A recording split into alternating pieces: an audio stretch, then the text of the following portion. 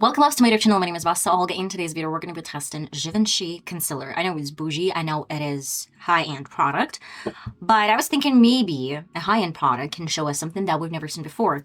I'm not saying that you should purchase this product in particular, because in my next video, I'm going to be comparing this Givenchy product to my LA Girl Concealer, which I'm using currently every single time I go out, and I use a little bit of Sephora over my forehead, my chin, and sometimes to clean the sides. That's why today we're just testing this really interesting product. This one is Givenchy, the lightest shade from their collection. If I'm mistaken, it's N80. What I really like about high-end products is that most of the time they're showing what is the shade and what is the undertone that is going to probably suit you. So if it's N, it says neutral. If it's W, it's warm. And of course, C is cool tone.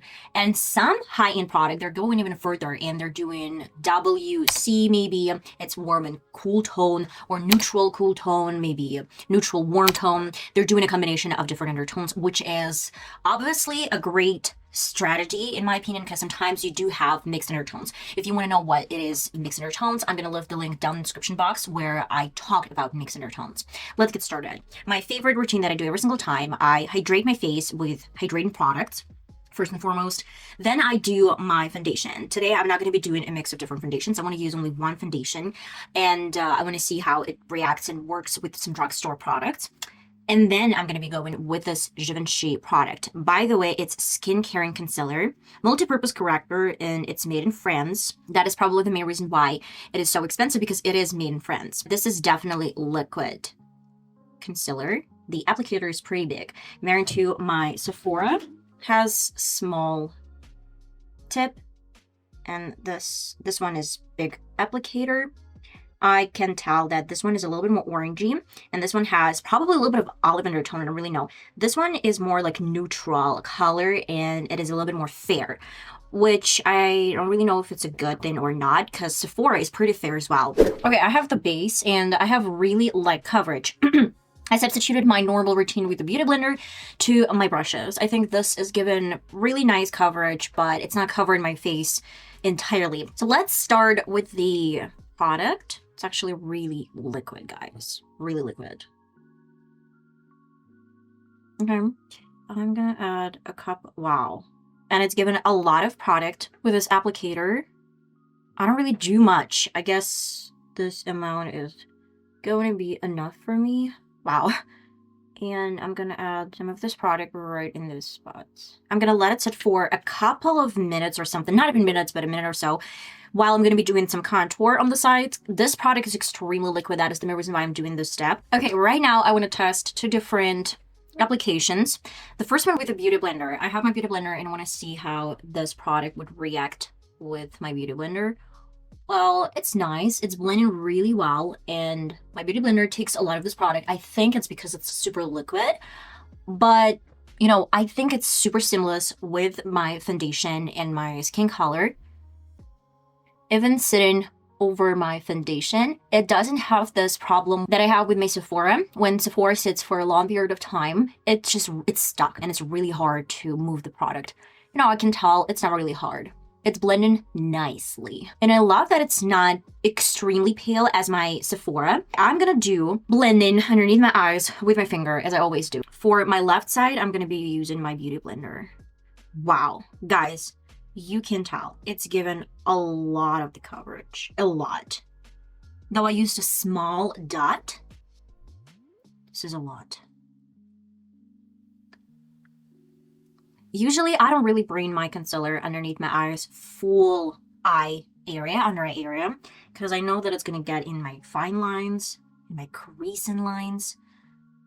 That is the main reason. I feel like I still have a lot of this product on top, and I think it's going to crease. That's why I'm going to go with my Beauty Blender lightly and set any of this leftovers. Honestly, it blends out easily. I love it. It's super lightweight formula. I can't say that it's super brightening, but you can tell it's bright. It is not a matte formula. It is definitely dewy. It actually works really well with other products. I mean, my foundation didn't go off. It works with even some drugstore products pretty well. Okay, let's do this side with a Beauty Blender right away. Maybe you could see that at first, The product was a little bit stuck in one place, but with a beauty blender and tap and motion, it blends out really well. Wow, impressed. I think this concealer is better to be blended with a beauty blender. When you have a desire to have extreme amount of coverage, you can use your fingers. I think this one is more seamless.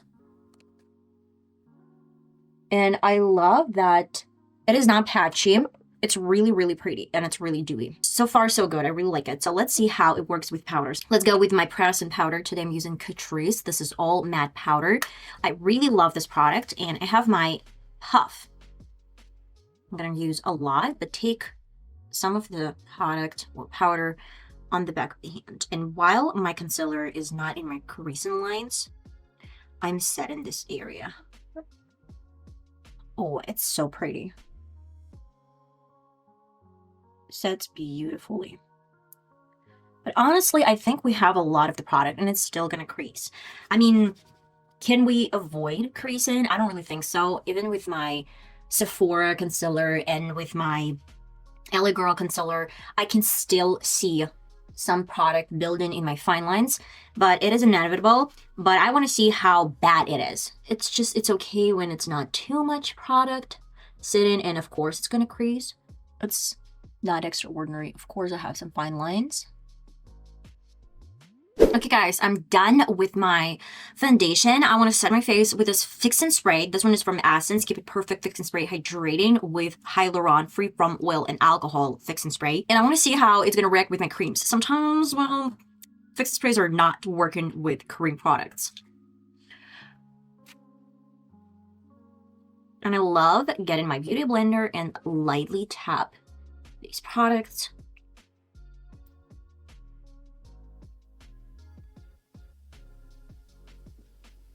Oh, it's good. I haven't noticed any separation. I'm gonna let it dry for a little bit more. While it's drying, I'm gonna be doing my favorite routine with some blush on top and some highlighter, cream blushes, I mean. But as for now, underneath my eyes, it's pretty much similar product as my other concealers. I do see a little bit of this concealer in my lines, and it feels wet, though I used pretty much decent amount of powder underneath. I'm gonna keep on testing, guys, and you can tell it's not really bad. It's just like medium normal. I'm done with my makeup look, and I want to wipe off any leftovers of my powder that I placed underneath my under eye area because I need to protect my mascara marks. And it is 10 minutes past 1 p.m. By the way, guys, I was completely done with the look around 25 minutes past 12, and we're gonna start the clock 25 minutes past 12. For now, I think it's fine. Let's get started. Well, guys, it's been 4 hours because it's 21 minutes past 4 p.m. and so far, so good. My chin is looking good. I haven't touched it yet. I had no food. That is the main reason why I guess it's really, really good. We're looking closer underneath my eyes. It's fine. I mean, I had so much worse situations than it is now, and I think it's really good. It looks really, really good. It doesn't feel creamy. It doesn't feel oily. It feels normal. Forehead, again, pretty good. I have no problem. I wiped this area a little bit with my own fingers. That's why it's just like, please do not really mind this smiling lines. Okay, guys, it's 9:30 p.m. and I've been wearing this makeup for 9 hours. I can tell you it's looking really good. The under eye area is not bad. Of course, I do have a little bit of creasing, but I don't really see concealer sitting in these lines. It's basically just a vivid mimic area of my eye, but nothing drastic, nothing dramatic. Please do not really mind this area because I've been eating, I've been sweating and all of it. So for my chin, I think that my chin is pretty much okay. I don't really see any separation. There's not much of a problem. My forehead is seamless. It's still looking really good. The under eye area is really bright. I haven't noticed any drastic problem except for a couple of dots from my mascara. But again, I told you that I've been sweating a lot. And that is the main reason why I do some powder, wipe it off, and do not set it with any setting spray because it's not going to leave a lot of marks at the end of the day. It looks good with my skin tone. It looks good with the drugstore products and with drugstore foundation. I would say it's not sitting in lines. It's not crazy pigmented. It's liquid, and I love it because I love liquid concealers more than full coverage concealers, and it's covering my under eye area pretty well. You can use your fingers to blend this out or beauty blender, especially if this concealer sits for quite some time. It's still blendable, and I guess it's buildable. You don't really need much. The applicator is pretty big. I really like it. As for the price, it's pretty expensive. It is pretty expensive. I can't tell you the real pricing because in different countries it's going to be differently, and especially like in Russia, it's going to be with sanctions so much pricier than in your country probably. But it's made in France, and if I'm not mistaken, it has 11 milliliters. Unfortunately, I cannot find information if it's cruelty free and if it's vegan. But I think if it says nothing about this, they might not be cruelty free and they might not be vegan. I don't know, but I guess every single company is actually doing cruelty free products and vegan products. Still don't know. I would need to check this out, and I will probably just like show this on the screen. I can't say it's the greatest product I've ever tried. It's pretty similar to my LA Girl Pro Concealer, and maybe for the pricing they're asking, I can work with my LA Girl Concealer as well.